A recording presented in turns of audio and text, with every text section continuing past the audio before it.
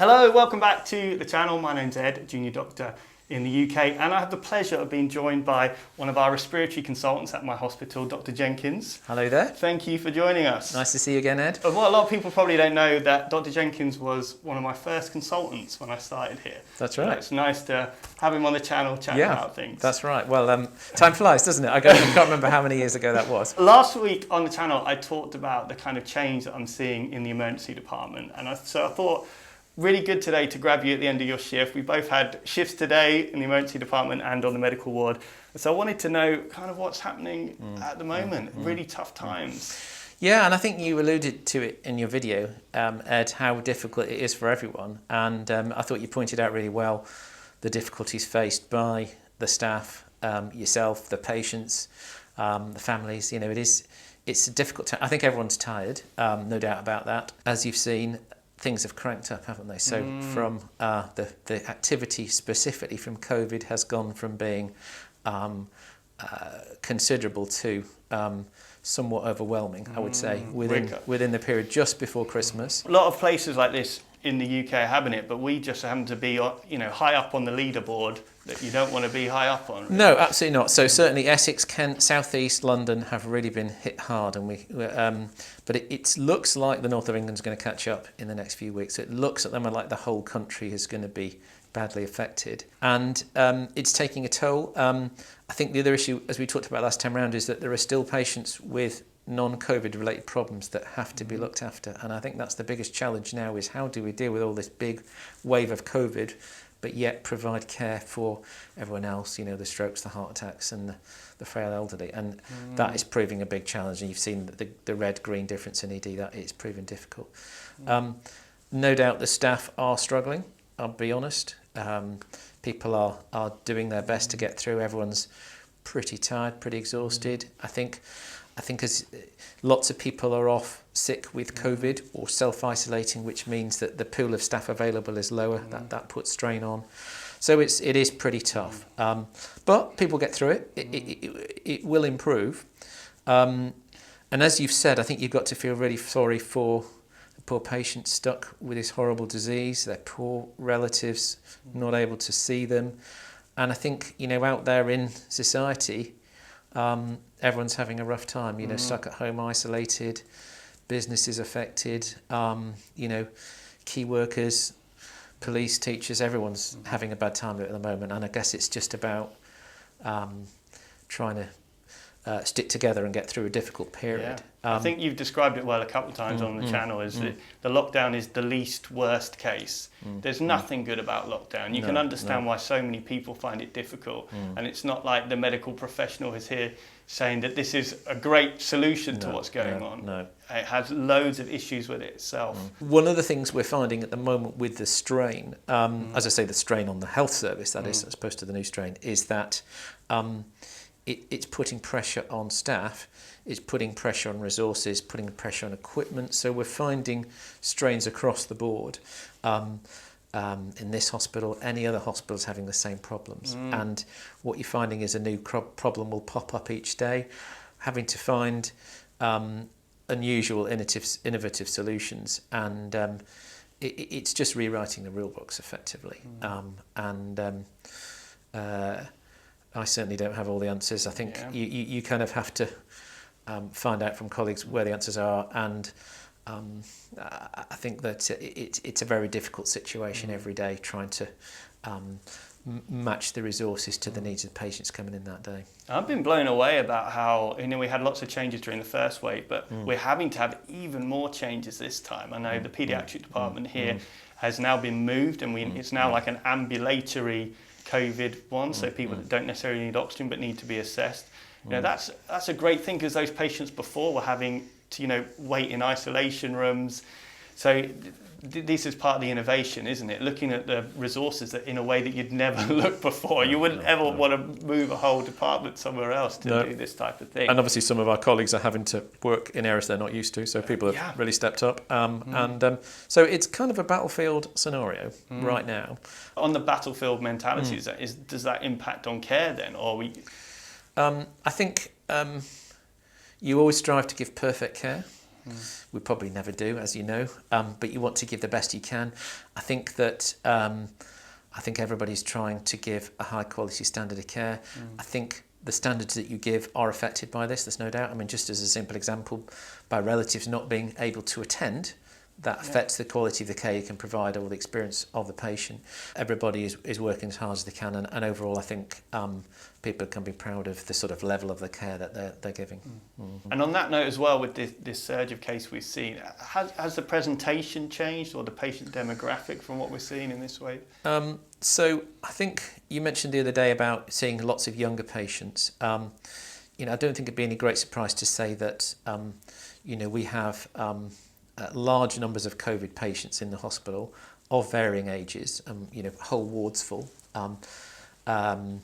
And a number of hospitals in the UK now have more than half of their inpatients are COVID patients, over 30,000 patients in total. And we're seeing probably a greater proportion of younger patients. What's striking is a lot of young, relatively fit, healthy people coming in. There still are, as you'd expect, lots of older patients as well, but my recollection from first wave and the bit beyond that was that there was probably a lot greater proportion of older patients relative to younger patients. So something slightly different. And I think there's a number of factors at play with that. Again, we are seeing a number of those younger, fitter patients. I'm talking people in their 30s, 40s, 50s, 60s. And many of those patients are becoming critically ill. Okay. The majority of them are not, and most of them are managing with a few days in hospital, a little bit of oxygen, and will get better and go home. So it depends, and so nobody really knows what the reasons for that are, but we're assuming that it is a reflection of the effects of the new COVID strain, which we are pretty confident is very prevalent around here in Essex and Kent, and is probably the cause for the very dramatic rise in cases. But I guess equally it could be argued that the way it tends to be the people in their 30s, 40s, 50s that are perhaps still mingling in society and spreading it. They're the ones with kids, perhaps they're the ones at work. But we just don't know for sure. I think the elderly certainly have been very much shielding themselves, and perhaps that's been done better this time round than previously. The question that arises is this new strain more deadly? Is it affect you more severely than the previous strain? We know that it is more transmissible, so that's been pretty much confirmed from the modelling studies that put together, and it fits with experience, which is that the numbers have gone very, very high, and they go up very quickly and they come down very slowly, so it seems to be more transmissible.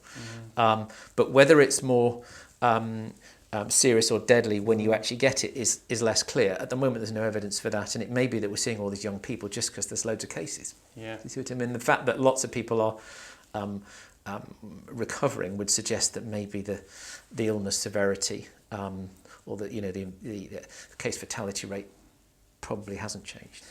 The reason it's more infectious is interesting, and obviously I'm sure you've heard about the idea that we've got some mutations in the spike protein, that, which is the means by which the virus binds to the cells in your nose and your respiratory tract that start the infection off.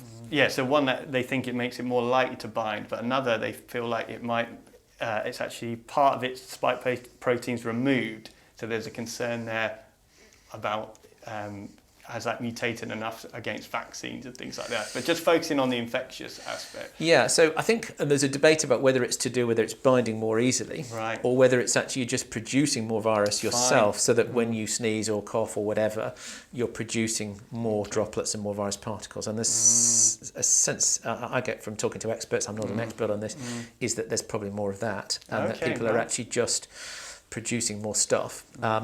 We talked in the last video about aerosol spread, and I suspect we'll find that is becoming a more important factor. It's almost as if the virus is evolving or mutating to overcome the defences that we've put up around social distancing, etc., etc. But it's pretty clear that our current techniques haven't worked enough, and we will find out shortly what is recommended of us to try and protect ourselves further. But this was a very infectious virus to start with. Before the new strain, we're seeing how devastating it was and how easy it was to transmit. But the idea that it's more easy to transmit is pretty scary. And I think that's why it's gone so crazy over the last few weeks. And to coincide that with the depths of winter, which we've talked about before, that really is a double whammy.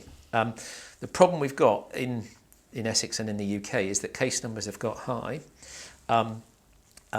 To get them lower, you have to get the R rate below 1. And let's say the R rate goes to 0.8 or 0.9, it's only going to tail off relatively slowly. And that's why you're hearing these projections that it is going to progress on into January, February. Whereas if you remember last time around, there was a bit of a sort of spike, wasn't it? It went up and it came down perhaps quite quickly, but it feels like it might come down slower now. And if that's the case, one assumes that it will be because of this increased infectiousness. And that leads us on to the next thing. So I talked about how the spike protein, we're seeing mutations in that, and that's a concern because that's the target of lots of vaccines. We can get virus escape from these vaccines. I guess one of the difficulties is we've got to try and vaccinate as quickly as possible, really, because the more virus you have out there, the more replications, the more likely you are going to get these mutations. So let's talk a little bit about where we are with the vaccine. So I think it's been a relative success story, the rollout. Yep, and the GPs have done a fantastic job out in the community agree. Doing that. I had my vaccine today. Congratulations, good, well done. And talk about being run like a military operation. It was literally run by the military at the hospital here. So that's great to see. And it has cranked up, hasn't it? And you hear people saying it's our only hope, but it clearly is. We don't have the tools to stop the spread of this. Or treat it effectively once you have it severely. No, and we talked about treatments before. The one thing we've noticed, I think, with this, the wave of people with this strain is that there's only so much you can do with treating people with oxygen and ventilations, and what we really need is a treatment that turns off the inflammation in the lungs. We haven't yet got that. There is one promising new treatment that we're hopefully going to be starting called tocilizumab. We'll have to see how that goes. It offers some promise, but it's still, I think, relatively limited. So on the vaccine, all the vaccine experts suggest confidently that the virus mutations that exist, including the South Africa one, will be susceptible to the vaccine. The beauty of some of these vaccine models is even if there is a point in the future where the virus escapes the vaccine, they can just change the recipe. Particularly and that's with the mRNA, the new style vaccine. Which are remarkable bits of technology. They really are incredible. And I think the mRNA vaccine technology will probably change other aspects of medicine, going forward, including cancer care and everything else. I think the vaccine is now a race against time, and you've got a question of, well, we've got these high levels of infection that will start to fall off, and at the same time we're going to be increasing the level of vaccination, and at some point we may reach some kind of tipping point where the vaccination is able to start to impact on the way the disease is behaving. One of the unclear things is whether the vaccine will reduce transmission from individuals. From my reading of the vaccine studies, and again I'm not a vaccine expert, is that it's pretty clear that it significantly reduces your chances of catching COVID and being ill with it. And the figures vary between 70 and 95%. That doesn't mean you'll never get infection. There is a strong hope that it will stop you becoming severely ill or hospitalised, in other words, when you've been vaccinated. So that's a big positive. So in other words, it has a protective effect for the individual. And it almost comes down to what the definition of having the infection is, right? Because we probably have lots of colds that we pick up, but we don't have symptoms of. And we pass them on, yeah. And when we swab people at asymptomatic, I mean, do they have an infection? Very good point. Very good question. And we've studied this virus more than probably any other virus ever. But yes, there are asymptomatic positive cases, which clearly there are the potential to transmit from one person to another. We know that for a fact. And it's unclear whether the vaccines can stop that. So we don't know whether they'll stop transmission. But let's just say that we've vaccinated vulnerable populations, let's say the 50 above age group plus people with serious sort of comorbid conditions, we then ought to be able to protect the majority of people from dying of COVID, even though we may well not be able to eliminate it. So looking at the end game, we might hope that in the next couple of months we've reached that sort of tipping point where, and Chris Whitty, I mean, he puts this so brilliantly when he talks. He's definitely the man to listen to, not me, but essentially there may come a point at which the risks of death from COVID will still be there, but they'll be considerably less, and therefore we can start to unlock the restrictions that we have. COVID won't be gone, but it will be less of a threat. And then if we vaccinate intensively into the spring and summer, we then should have a large proportion of the population protected. Then all bets are off. I think the idea that COVID's going to go away completely is out. I think that the view from, for instance, Chris Whitty is that it is likely to become a seasonal infection like flu.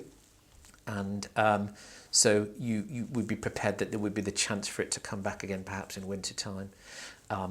It will still probably linger on in pockets, particularly perhaps amongst young people, but it ought to be then more controllable.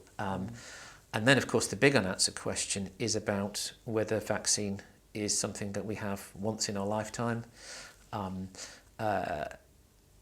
perhaps repeated every few years as a booster, or is it something we have annually like the flu jab? And I think nobody knows is the answer that simply. And there's simply because as well, from first principles, if you look at all the vaccines we give, they have very different times, and we often have to check if you've actually generated a response to it and all that type of thing. But I guess that leads on to the question as well. Lots of people may have heard about, there's been a fair amount of controversy around about the British approach to the vaccines. So we're kind of going against some of the guidelines that were put out originally, ensuring that more people get the first dose rather than smaller number get both doses. What are your thoughts on that? Because I know it's a controversial. It is a real controversy, and again, it's one of those things where I don't think there's a definite right thing to do. I broadly am in favour of that policy. I know lots of people feel that we should stick to the science and stick with the exact durations. Ultimately, the public health authorities have a duty to the public health, so the more people they can protect, the better. And I think they've taken the view that if more people are protected within the population, then less people will die. Simple as that. And I think the assumption is that the difference between, let's say, for instance, a 3-week and a 10 to 12 week, that interval is unlikely to have a significant drop in immunity that would make people susceptible. Okay, and the second injection is more about long-term immunity. It's controversial. I'm not an immunology expert, but I would say that the British Society of Immunologists have supported cautiously that view. There is a counter view that we should stick exactly to the science. My view is that we're in a battle zone, and I think we have to adapt our policies accordingly. And so individually, having both doses is the best thing for you, but from a population, it's best to... I think that's right. what they're arguing, right? And it cuts to what vaccination is, which is a public health measure. So whilst there are benefits to us as individuals, and we all very much focus on those, there is also the benefits to society, and we have to sort of think about that. I think there's a very strong need to vaccinate not just healthcare workers, but teachers, policemen, people working in the front line who are at high levels of exposure right now. So I think that's another argument in favour.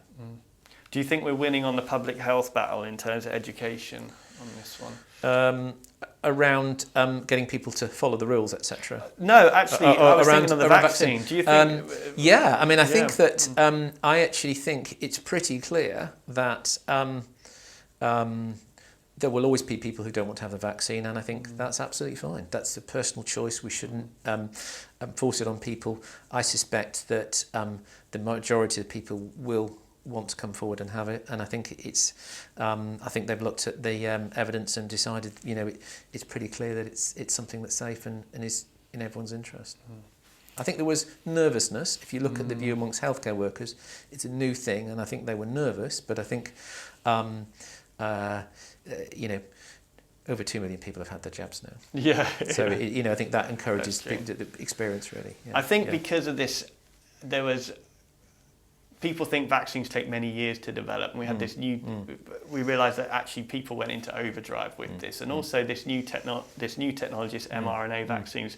People were suspicious, I think, because it was new, but it's been in development for years, hasn't it? It's almost come along just at the right point. Perfect, Had we had this 10 years ago, obviously the Oxford vaccine is more of a virus vector one, more of a traditional one, so maybe people were more accepting of that, I don't know, but it's been a real stroke of luck to have these come along at this time. And it is amazing technology. Yeah. It's very, very clever.